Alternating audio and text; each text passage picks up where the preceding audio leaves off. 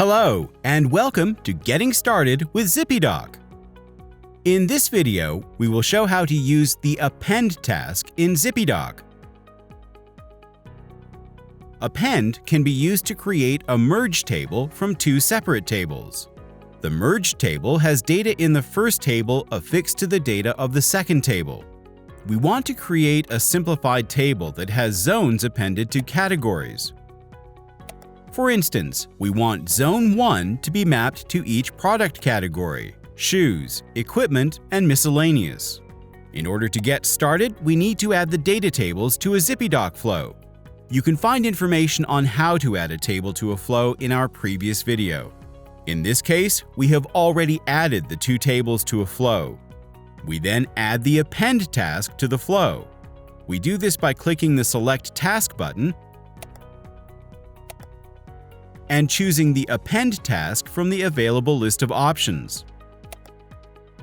The task has now been added to the flow, and we can update the description of the task. It's always a good idea to briefly describe what a task is doing. In this case, we'll type in Append zones and categories. We can then start entering the parameters by clicking the Parameter tab. The first pane in the Parameter tab is Select Input Table. The left table will be Zones, and the right table will be Categories.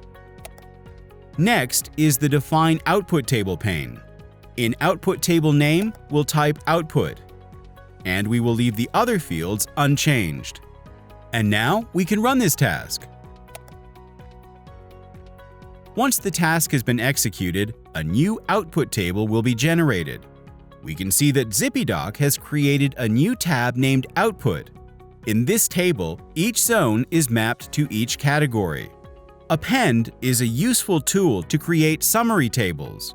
For instance, the output table of Append can be used to calculate and summarize sales quantities from sales information in the source data table. Thank you for joining us in this instructional video series for ZippyDoc. We will see you in the next video.